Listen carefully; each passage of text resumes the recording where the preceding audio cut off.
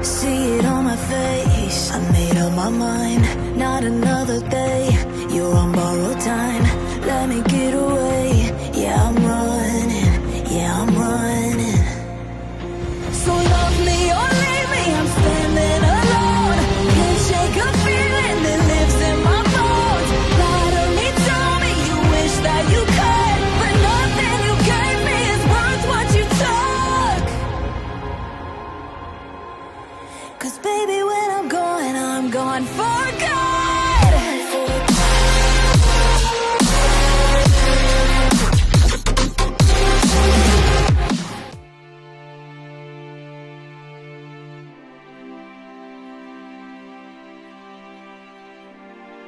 Melanjutkan dari kisah sebelumnya. Pada saat ini Xiaoyan menatap kolam pemurnian di depannya dan tidak langsung mengambil keputusan. Gelombang energi yang memancar darinya membuat cahaya emas di matanya bergetar kuat. Di dalam kolam pemurnian itu, dia bisa merasakan kekuatan darah yang berasal dari klan Yuan Shen. Sesuatu yang tidak seharusnya ada di tempat ini. Aku ingin masuk dan mencobanya dulu, ucap Xiaoyan dengan wajah yang serius. Xuan Huang dan Feng Xi saling berpandangan kemudian menatap ke arahnya dengan ekspresi penuh pertimbangan. Xiaoyan, kolam pemurnian ini memang bisa meningkatkan kekuatan, tetapi resikonya juga sangat besar. Apa kau yakin ingin masuk? Tanya Feng Xi. Saat ini Xiaoyan belum menyatu dengan tubuh avatar Yuan Shen-nya sehingga kekuatan fisiknya tampak tidak terlalu menonjol. Jangan meremehkannya, ucap Xuan Huang dengan nada kagum. Tubuhnya mungkin belum tampak sekuat itu, tetapi kemampuan fisiknya bahkan bisa melampaui diriku. Xuan Huang kemudian menambahkan, tubuhku memang kuat, tetapi masih tidak sebanding dengan Raja Naga Tua. Jika saja aku bisa meminjam teknik pembentukan tubuh naga, hasilnya pasti luar biasa. Xiaoyan tersenyum saat mendengarnya. Itu bukan masalah. Aku datang ke dunia Sanhai ini untuk membantu menyelesaikan krisis. Kalau ada hal yang kalian butuhkan, katakan saja. Aku akan membantu sebisaku. Xuan Huang menepuk bahunya dengan penuh rasa terima kasih. Feng Xi pun akhirnya menyadari bahwa semua kekacauan besar yang telah terjadi dan telah teratasi ini berkat Xiaoyan. Serangan dan pertahanan yang dilakukannya membuat pertempuran mereka stabil kembali. Setelah menghapus tanda Rasponix dari tubuhnya, Xiaoyan menatap kolam pemurnian itu dengan tekad bulat. Tanpa ragu dia melangkah maju dan masuk ke dalamnya. Begitu Xiaoyan berdiri di tengah kolam, energi luar biasa mulai meledak dari segala arah dan meluap seperti badai surgawi. Kolam ini adalah tempat yang diwariskan oleh para leluhur Ponix. Tempat berkumpulnya energi yang tak terhitung jumlahnya. Walaupun dia manusia yang sangat kuat, belum tentu tubuhnya bisa menahan kekuatan kolam ini, ucap Feng Xi perlahan. Benar, bagi manusia biasa itu mustahil, jawab Xuan Huang menatap ke arah kolam dengan sorot mata bercahaya. Tetapi dia bukanlah manusia biasa. Dia adalah yang terkuat di antara umat manusia pada masanya. Mari kita lihat apa yang terjadi. Feng Xi yang awalnya ragu namun kini terdiam terpaku. Matanya membesar tak percaya saat melihat apa yang terjadi berikutnya. Tubuh Xiaoyan mulai berputar di dalam kolam, memancarkan kekuatan darah yang luar biasa kuat. Di tengah dadanya muncul cahaya putih purba yang berkilau seperti hati para klan Yuan Shen. Kolam pemurnian pun bergetar hebat dan berputar semakin cepat. Dari setiap arah, suara dentuman bergema energi dahsyat terus-menerus menyerbu ke arah Xiaoyan. Dia benar-benar membangkitkan kolam pemurnian itu. Tidak bisa dipercaya, ucap Feng Xi. Namun kekuatan itu tidak hanya kuat, itu juga tampak gila dan destruktif. Energi liar itu menyalakan darah di dalam tubuh Xiaoyan membuatnya kehilangan kendali. Saat berikutnya tubuhnya mulai mencair seolah meleleh. Namun Xiaoyan tahu dirinya tidak benar-benar hancur, melainkan sedang menyatu dengan energi kolam itu. Tubuhnya sepenuhnya larut menjadi bagian dari kolam pemurnian itu sendiri. Kesadarannya perlahan kabur dan dia jatuh ke dalam semacam alam ilusi. Dalam kegelapan itu, dia melihat sebuah jurang tak berdasar di mana segala sesuatu di sekitarnya tersedot dan dilahap oleh kekuatan yang tak terlihat. Tiba-tiba daya hisap yang luar biasa kuat muncul berusaha menariknya masuk ke dalam jurang itu.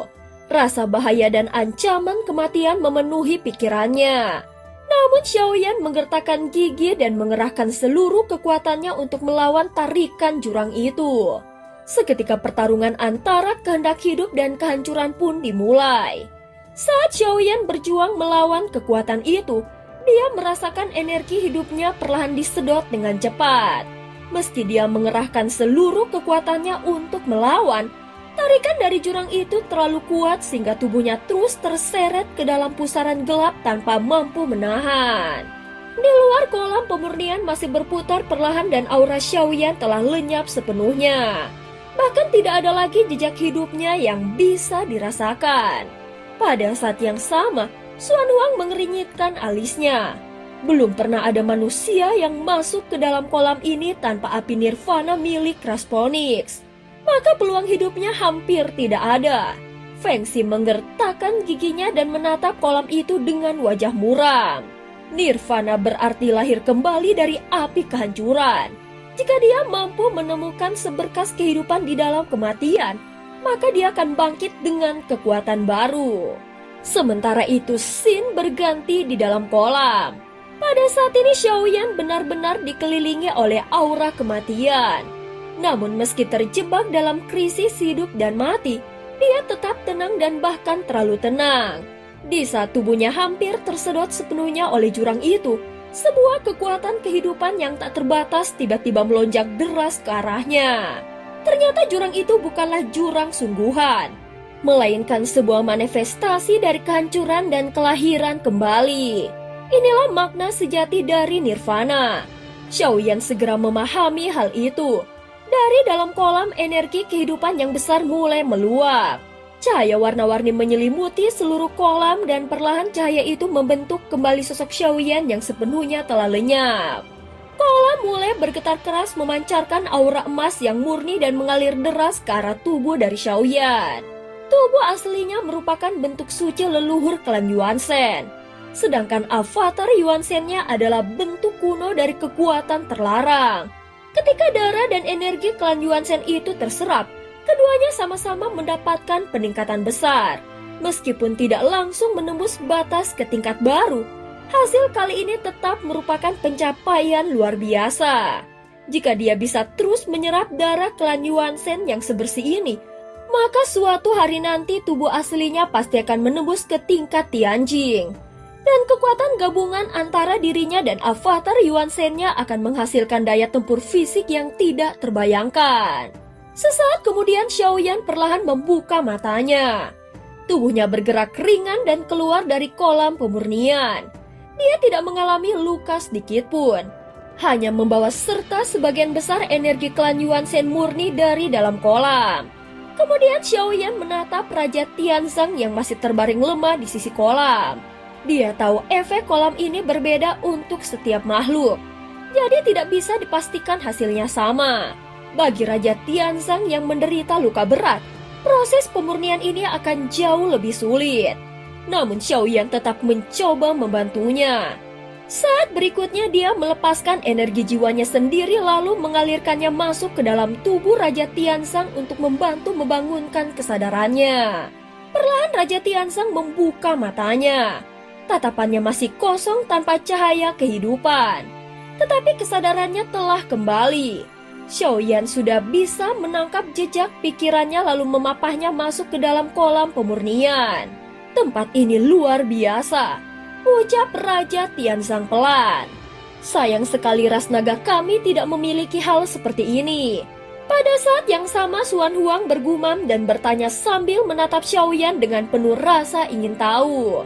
Xiaoyan, saat pertempuran tadi, apakah tubuh yang kulihat tadi adalah tubuh avatar Yuanzhen-mu? Xiaoyan segera mengangguk samar saat dia menyerap energi klan Yuanzhen dari kolam. Itu sudah membuktikan bahwa pernah ada klan Yuanzhen yang datang ke dunia Sanhai ini. Maka tak heran Xuan Huang bisa mengenalinya. Dulu klan Yuanzhen memang pernah hidup di dunia Sanhai. Tetapi entah mengapa mereka semua menghilang secara misterius. Xiaoyan mengangguk perlahan mendengar kata-katanya. Kemungkinan besar kehancuran dunia tanpa batas ada hubungannya dengan lenyapnya klan Yuan Shen. Kemudian Xuan Huang melanjutkan kata-katanya. Klan Yuan Shen dan dunia tanpa batas memang mengalami nasib yang serupa. Dari yang ku ketahui, seluruh klan itu telah musnah, tak ada yang tersisa. Xiaoyan berkata perlahan dan sorot matanya dipenuhi tekad. Jadi kau berlatih dengan metode kultivasi dari klan Yuan Shen? Tanya Xuan Huang penasaran. Sebagai naga dia memiliki minat besar pada kekuatan tubuh fisik. Bisa dibilang begitu, tetapi darah keturunan klan Yuan Shen itu sangat sulit untuk dilatih. Jawab Xiaoyan dengan tenang. Dia tidak menjelaskan terlalu detail. Meski dia mempercayai Xuan Huang, dia tetap berhati-hati. Setelah berpikir sejenak, Xiaoyan bertanya, Xuan Huang, apakah kau tahu di mana dahulu klan Yuan Shen tinggal? Apakah tempat itu masih ada? Tanya Xiaoyan. Dia jelas ingin mengetahui lebih banyak tentang mereka dan lebih dari itu. Xiaoyan juga ingin mencari tahu apakah warisan dan keajaiban dari klan Yuan Shen masih tersisa di dunia Sanhai ini. Dan cerita pun berakhir.